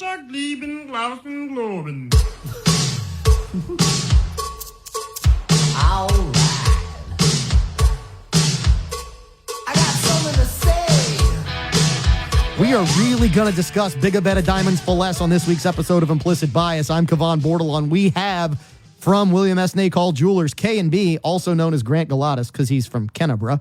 To my left, we have Eric Stroddard, the transporter from Luxury Limo of Lafayette. And of course, across the room, he is the Implicit Bias pledge, Walker Griffon. This is a story that I just couldn't pass up because I was like, we are actually going to have someone who deals in diamonds daily. See if I can say that 3 times fast. Deals in diamonds daily. But man, this story, when I saw it, I was like, I would love to have been the person who found this, just maybe not where they found it. So this comes from Gaborone, Botswana. And I hope I pronounced that right, but it came from Botswana. I know I got that one. The largest diamond found in more than a century was unearthed at a mine, and the country's president showed off the fist-sized stone to the world at a viewing ceremony Thursday. The Botswana government says the huge 2,492 carat diamond is the second biggest ever discovered in a mine. It is the biggest diamond found since 1905. Now, they are yet to name this diamond. Please tell me they actually have a diamond named the Pink Panther. I'm hoping. I mean, it would only be appropriate to have a diamond named the Pink Panther? Grant, do they have one named the Pink Panther? No, unfortunately. Oh, that is just a travesty. It's crazy because every once in a while the Earth spits out something. It's so rare and just so unheard of. The biggest was the QAnon. It was 3,100 carats. Did you say QAnon? QAnon. QAnon. Yeah. No, not QAnon. No, different rabbit hole. The QAnon, and it actually is the rough that came out of the Earth that produced the crown jewels. So did they utilize it to make one single stone or multiple stones? No. What most people don't know is that they will study this rock. They will study it. How to cut it. 2 or 3 years. They will X-ray it. They will go through every little cleave, every little internal structure of this diamond in order to determine where it's best to cut it to maximize. In any diamond rough that comes out of the Earth, what they do is they study it and try and get the biggest stone out of it. Yeah, without this thing, because you put one tap to it, you put one little bit of pressure to it, and it could cleave the whole structure. So they will actually X-ray this thing and study it for 2 or 3 years before they even put any kind of tools to it whatsoever. And then it's got to be a master diamond cutter who's going to do this, correct? Oh, I mean, you get the best of the best on this. It is someone who really understands structurally how you can cut a diamond, what you can do to it, what your options are if something isn't going right, what speeds and what type of liquids that you need to try and cut this. Because cutting a diamond, which is still the hardest substance or substrate on the planet, correct, there is a little difficult. Yeah, there's what's called the Mohs scale, MOHS scale. It determines the hardness of each rock that comes out of the Earth, and diamond is a 10 out of 10 on the Mohs scale. It is the absolute hardest little piece of rock that comes out of the Earth. Now, the QAnon, the 3,100 carat stone, it produced a 500 carat diamond and a 340 plus carat diamond that was near colorless and beautiful and flawless. When I read the article, I was concerned because they said they didn't release the quality of the rough, because you can have a giant stone like this come out of the Earth. But it can be terrible quality. Yeah, it's the quality of camel pucky, basically. Yeah, you've got a very big, beautiful piece of nothing here. But well, this one, I mean, I'm curious you can, to see what happens. I'm really curious because in the picture that's taken, you can actually see part of the president's hand through the stone. Correct. So I don't know. I mean, you tell me, would that lend itself, not that we're putting ourselves on the record here, but would that lend itself to potentially being a higher quality or? Not necessarily. Because if you look at it, when you look at diamonds, diamonds actually come out in a yellowish tint, a brownish tint. You can have just black, because you have black diamonds. So it's such a large piece of rough that you can't tell what is contained within the rough itself. You can clean it up as much as you want.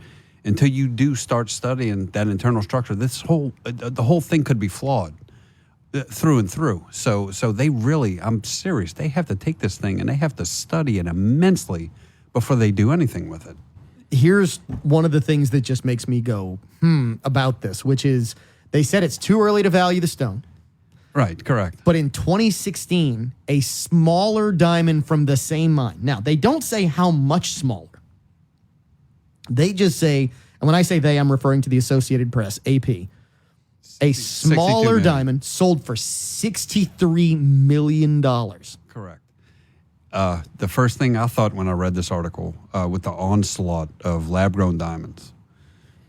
Okay, you have lab-grown diamonds now. They're growing them in the labs. Correct. So what it's done to the price of diamonds that are pulled from the mine, this thing, if lab-grown diamonds were not in the arena, this thing could be valued double that. It was a much smaller diamond that they valued at $63 million, so this thing could have been valued triple-digit millions. But all of a sudden, lab-grown diamonds are very popular, so it could have very well devalued this thing as they pull it out of the I was about to say, and that was kind of the big question, was what has the lab-grown market done? Because lab-grown are still real diamonds. 100% same carbon structure. It is an actual diamond. They are just not formed in the earth. That's correct. They're built by us. Okay. Here's the thing about lab-grown diamonds. Initially, when you first had the market come into popularity, you needed mine diamonds to create the lab-grown diamonds. You take the rough, the diamond seedlings, and produce lab-grown diamonds from the stuff that's mined. All they did was recreate the experiments that we did as kids in science class, where they took a crystalline sugar and put it down into a liquid, and the crystal builds upon the crystal, right? Except they did it with heat. No, what they did was the internal heat, the high temperature, high pressure is the process, HTHP. So much high temperature, high pressure. They've been doing this since the 1930s, but it was such incredible, intense, high temperature, high pressure that they were blowing themselves up left and right. What people don't understand is 95% of the diamonds that they pull out of the earth are industrial grade. They go into making drill bits. Yeah. What you're paying for with diamonds is the rarity to find one little piece of rock that is spit out from the depths of the earth that is clear enough and clean enough to be gem quality. You're paying more for the rarity in the process than anything else. But now you've got the guys in the white lab coats. Making them perfect all the time. They can't control the color and the clarity that comes out of it because they would be making deflawless, beautiful. All the time. Okay. All the time. So when they introduce it to the high temperature, high pressure, that growth process is just random. So it will produce different colors and clarities.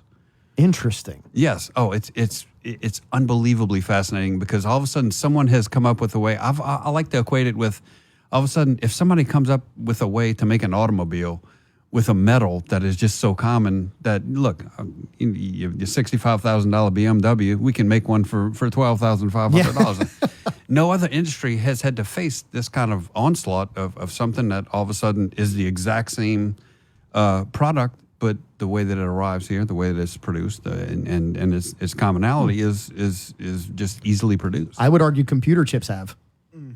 Yeah. Yeah. Eric, you want to chime in? I'm curious to ask the question. As a OG in the diamond business, would you today be comfortable with buying your wife or family a diamond that would be lab grown versus real? How do you see it? Do you think that, like, hey, listen, it's I'm old school, but at the same time, it's singularly the most valid question that I face. And the funny thing is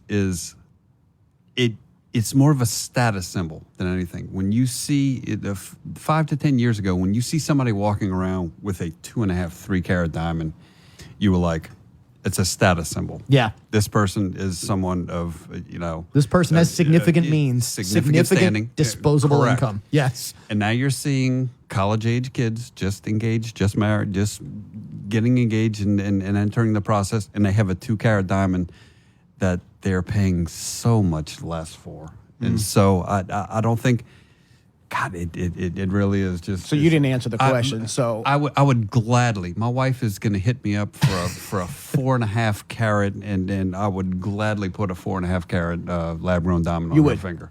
Oh, absolutely. Oh, look. And you know why? Science, because it is the exact same carbon structure. It is the exact same piece. Like I talked about, like I alluded to earlier, it's the rarity. It's the rarity of having to turn in Canada, they mine them, in Africa, they mine them. But to find this one little gem that comes out of the ground when 95% of everything else you find is just nasty and ugly, industrial grade. They find them in Arkansas. Right. There's a diamond minefield in Arkansas. Now, they're not. They average like 30, Yeah, oh no. Like it's rare that you get something a third of a carat. Yeah. Correct. Yeah. And but that plays into it too because it's so rare. You find one in Arkansas that you can cut into a 1 carat diamond. You got the most rare thing on the world. Well, and it all ties in. It's such a romantic nature. Look, I found my wife, my gem. It's funny. It's a funny process. But I have no problem. My wife has hit me up for so much lab grown stuff now, and I have no problem doing it because it's the same. It's the same thing. Great that you're talking labs because we're going to talk about a lab that investigated something and what may be the most important story we talk about in a long time on Implicit Bias. Don't miss our final segment when we come back. I'm Lee Ritter with Ritter Consulting Engineers. We've been around for over 40 years, and we've helped out local and state governments and regional contractors with their asbestos hazardous material issues. We can come in and do inspections and design to help you remove that hazardous material and keep your site safe and healthy for your workers, occupants, and the general public. We comply with all local, federal, and state regulations, keeping you in the clear. Give us a call, 984-8498. 888 or look us up, RitterConsultingEngineers.com. How sweet it is. Gambino's Bakery of Lafayette can satisfy all of your bakery needs. Cakes, cookies, pastries, melt-in-your-mouth pedophores, wedding cakes, and of course, the original New Orleans Dauberge cake. Family owned and operated, let Gambino's Bakery take care of all your dessert needs for your family gathering, tailgate, holiday, or any special occasion. Visit with the baking professionals in Lafayette. Find what fits your taste. Enjoy the sweet life with Gambino's Bakery of Lafayette, 3802 Johnston Street. Call them at 337-406-9066 or online at gambinos.com. Hey Acadiana, I'm Kathleen Terrio with Next Home Cutting Edge Realty. I know realtors seem to be on every corner, but the good ones aren't. I promise to give you top-notch customer service that includes honesty, availability, and professionalism. If you're looking for a realtor you can trust and is available during your most important purchase, call me, Kathleen, where the service goes beyond the closing day. For all your commercial needs, investment properties, or your next home, call Kathleen with Next Home Cutting Edge Realty, 337-412-1536. That's 337-412-1536. Or find me on the web searching Kathleen Terrio Real Estate. Hey there, Louisiana. It's time to unlock your inner confidence and shine like never before. Visit Eon of Louisiana Body Contouring. Imagine sculpting your dream body with the latest, most advanced techniques. Kiss those stubborn inches goodbye. Eon's team of experts will make those curves pop and those problem areas disappear. Our treatments have no downtime and can be completed on your lunch break. Let your beauty and your confidence shine. Book your consultation now at eonoflouisiana.com. That's eonoflouisiana.com. Results may vary. Consultation required. Hour 2 of Implicit Bias is brought to you by William S. Nacall Jewelers, 3802 Johnston Street in Lafayette, Louisiana. Go find Grant Galatas. Tell him you want bigger, better diamonds for less, whatever you need, whatever you're looking for. They'll customize something just for you to make sure that your special someone gets that something oh so special. William S. Nacall Jewelers, 3802 Johnston Street, Lafayette.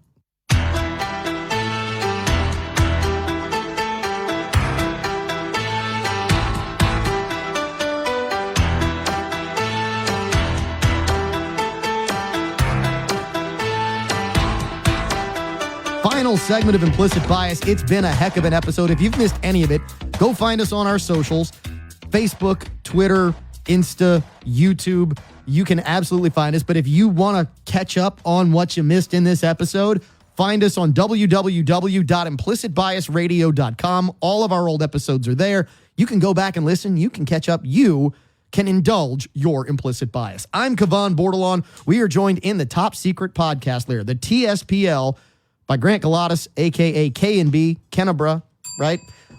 Better Off Dead in the Corner, the Implicit Bias Pledge, Walker Griffon, and of course, Eric Strotter, the transporter of Luxury Limo of Lafayette this week. The Rustic Renegade taking the week off. He'll be back. Don't worry. The Tan, the Myth, the Legend. We miss him, but we also enjoy him getting some time to go do what he needs to do. All right. So this I teased as maybe the most important story, not just this week, but maybe the most important story that we have ever covered on Implicit Bias, the most important one that we have ever brought forth. In the last week or so, this is the headline from the mirror.us. And it's from the mirror.com, but it's the Mirror US version. And I'll give you the headline and then we'll kind of talk about it a little bit because obviously there's a lot here. And it's this. Scientists discover the Shroud of Turin dates back to when Jesus was alive using X-ray techniques.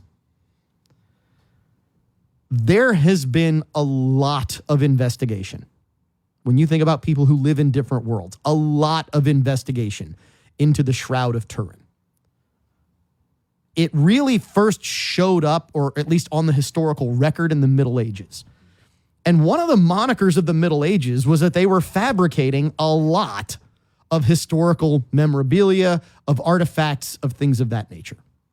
So people weren't really sure if this thing was real. It was sold. It was at the Vatican at one time. It was in a private collection bought from the Vatican. And in the 70s, it underwent significant scientific examination.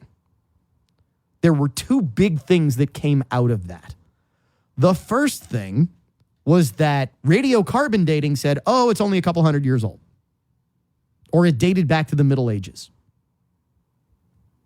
Okay. The other part of that was that scientists absolutely could not figure out in any scientific method how the image is in the cloth. They could not understand, nor could they replicate in the 70s how the image was instilled in the shroud. And if you haven't seen what the shroud looks like, the shroud has an image of a man whose sides, hands, and ankles were all pierced as they would have been in the biblical crucifixion. And the thought is it is the burial cloth of Jesus Christ. So, Grant, you had some questions about the radiocarbon dating, correct?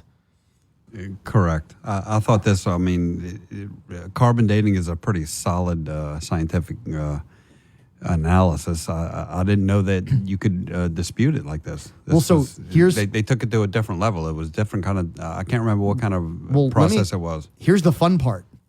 A lot of people recognized that the carbon dating might have been off at the beginning. Eric, did you catch this as you went down this rabbit hole? Because I know, so what did you find out about why the carbon dating might have been off from the beginning? Well, I think that the technology has continued to develop through all of these years, but why? So here's the really interesting thing. The shroud obviously has been repaired over the centuries. Mm-hmm. And when it was allowed to be examined, do you think they were letting him take like a huge chunk of the shroud? No. They let him take a very specific area, and take a guess what happened to that specific area. It was repaired about when? The Middle Ages. So there was a prevailing theory that the piece of cloth that they dated actually was dated correctly, Grant. But it was a piece of repair cloth, not the original cloth. Wow. That was radiocarbon dated to determine when it was created. Well, I still go back to, and I love stories like this because it just builds people's faith. I think we hear so many stories, and I'm so thankful that there's been so many people who wanted to prove this. They wanted to prove Jesus' non-existence. They wanted to prove that this is not true. They wanted to prove that what we read in the Bible is not accurate. And so many people have tried, and it's continued to stand generation after generation after generation of what the truth is. And for all of us to get to a place to be able to appreciate the truth, because I think at some level what keeps happening is that the goal line, the boundary, continues to get moved over and over and over through generations to the point of where we're at a place today, the Olympics of all places, the greatest athletes in the world, the greatest exhibition across the country, across the world, and they're allowing a man to beat up a woman. And you realize that the boundary has been moved so many times over and over and over and over. And these guys, they listen, go prove it wrong. And they come back time after time again and go, I can't. Well, and I love it because it said this study focuses on the aging of flax cellulose and compares it to the time since the product was manufactured, reports the Daily Star. In other words, they actually went back and looked at the breakdown of the cellulose, the actual material and how it breaks down, not the carbon in potentially a flawed sample. And they said, nope, this is 2,000 years old. This dates back to the time of Christ. Which, when you couple that with the study, and this says that there was also research done in the 80s, when you couple that with the fact that even today, we cannot replicate how the image is put onto the cloth. If at the very least you can't go, well, maybe all that stuff is true. If you can't explore the possibility and live in that world, your mind is like that broken radio I referenced in the monologue. You not only won't go to a different station, you can't go to a different station. That's good. That's why it's so beautiful in its simplicity, because science tries to explain away everything. Evolution tries to explain away everything. And they still can't explain evolution. Thank you. But what it comes down to is the core basis for your faith. You can have all the empirical scientific evidence you want, but when you boil all of that away, unless you have a personal core belief, it just doesn't matter. You can the shroud. I love it. I love the fact that you look at that shroud and you see that you can almost see the facial hair on the side of the face, and you can see. And if you think for 2 seconds and you don't doubt in your mind that could be you looking upon the face of Jesus, then it defines you as a person. I have no problem with just the beauty of thinking that I'm looking upon the face of Jesus. Bring all the science you want. Bring all your evolutionary theories. What it boils down to is your core belief, your basic, the basic premise that I believe. This is my belief system. Bring all the evidence you want. You won't shake my faith. It's good. Where you go with that, I often look to the inverse of that conversation, right? Which is, if you don't believe and you see this, if you say no, nope, can't be, not a guy, right? Because there are people who say, oh, the whole book's a fabrication, Jesus didn't exist. There are people who believe that. If you can't look at this and go, okay, maybe it's possible, it tells you so much about who you are. Yeah. It tells you so much about who they are. It tells you so much about the world that they do live in, which is a fabrication of their own imagination and an unwillingness to show any intellectual integrity, as opposed to the world that so many do live in, where they go, miracles are possible. They might not be probable, but they're possible. And the second we open ourselves up to that little bit of possibility, well, man, now all of a sudden the probability becomes that you want to keep listening. You want to go find us when we go at Mr. Lester's, when they open up on Wednesday, September 18th. You want to find us on YouTube. You want to find us on whatever station you're listening to, on whatever social media platform you can find. You want to find us on our website, www.implicitbiasradio.com, and you want to find us next week for your favorite 2 hours of solving the problems of the world, one weekly whiskey at a time. Have a great week. Enjoy your implicit bias, and we'll see you in 7. Investments need protection. One of the best protections you can provide your vehicle is a ceramic coat on the paint. But who can afford that? You can. Jude Pelche at Pelche's Auto Detailing and Ceramic Coating can provide you with big city quality at a small town price.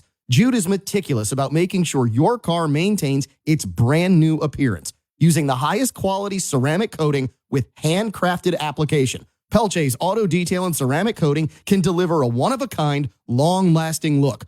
Call Pelche's Auto Detailing and Ceramic Coating at 337-962-2849. That's Pelche's Auto Detailing, 337-962-2849. Drink Kacheri's Coffee, the official coffee of Implicit Bias. Available at La Creperie on Colley's Saloon, at the Rustic Renegade, Automotive Gear on Judson Walsh and Opelousas, and the Chill House, the dessert destination in Maurice. Kacheri's Coffee, the official coffee of Implicit Bias. This is Moon Griffon for Coin and Treasure.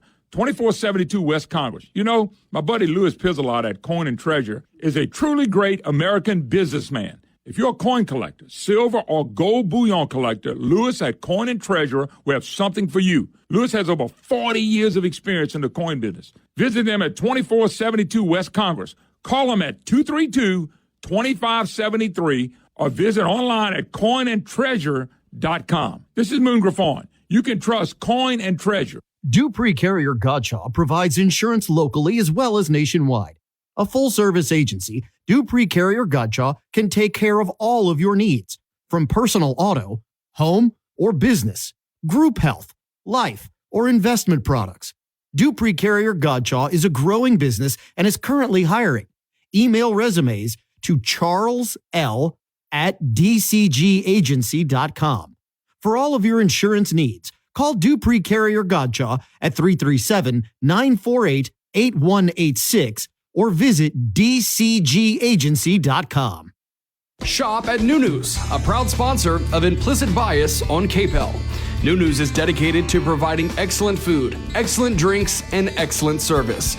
Known for their specialty meats and superb liquor and beer selection, it's all here. Family run and family oriented, we know our customers by name and strive to deliver a great shopping experience to every customer every time. New News, now open in Youngsville, Milton, Maurice, and Scott. Hey folks, it's your buddy John Rich from Big and Rich. You know, the weather's getting warmer, the days are getting longer, and there's never been a better time to celebrate your freedom. If you're looking for that perfect cocktail to celebrate with, make it Redneck Riviera American Blended Whiskey. From the glass to the cork to the juice inside, it's 100% made in America, incredibly smooth, affordable, and proudly supporting the Folds of Honor. Visit redneckriviera.com to find a store near you. Drink American. Let your pictures say more than 1,000 words with us at Nouveau Photo. I'm Danny Izzo. Me and my wife, Mona, will help you preserve all your memories and pictures. At Nouveau Photo, we'll create beautiful portraits of your family, high school, college graduates, and even your pets. We can also offer group pictures for schools, churches, sports, communions, and confirmations. Let our family create memories for yours. Nouveau Photo. Find us online at nouveauphoto.com. That's NouveauPhoteau.com.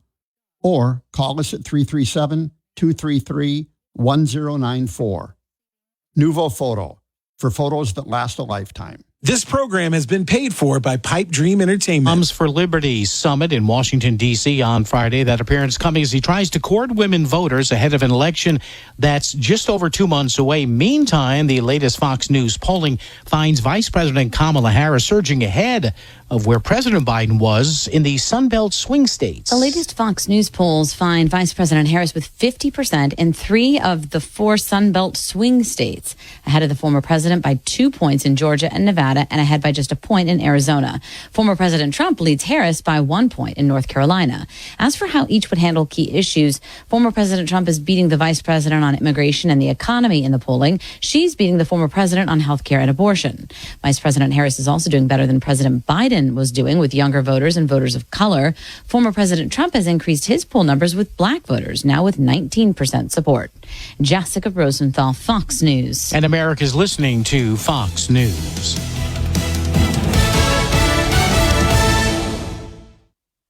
The world of business moves fast. Stay on top of it with the Fox Business Rundown every Monday and Friday. Fox Business reporters, anchors, and hosts will bring you beneath the stock market speculation and boardroom drama to tell you about the biggest business stories of today. Whether you're on Main Street or Wall Street, Fox Business is invested in you. Listen to the Fox Business Rundown every Monday and Friday at foxbusinesspodcasts.com or wherever you download your favorite podcasts. Interesting people are talking to Will Kane. I said, what do I call you? I call you Dwayne. I call you The Rock. He said, now that I own it, I can call you The Rock. Yes, I own it now. You can call me The Rock. Our next guest needs no introduction. It is Dr. Jordan Peters, my old friend and frenemy, Stephen A. Smith. What is going on here? I see the Will Kane show in the background. I see the microphone. Watch it live at noon Eastern, Monday through Thursday on foxnews.com. And get the podcast 5 days a week at foxnewspodcasts.com or wherever you download your favorite NewsTalk 96.5, KPEL. The following program is paid for by Magellan Financial. The views expressed in the following show are those of the hosts or hosts only. They do not represent NewsTalk 96.5 KPEL or Town Square Media.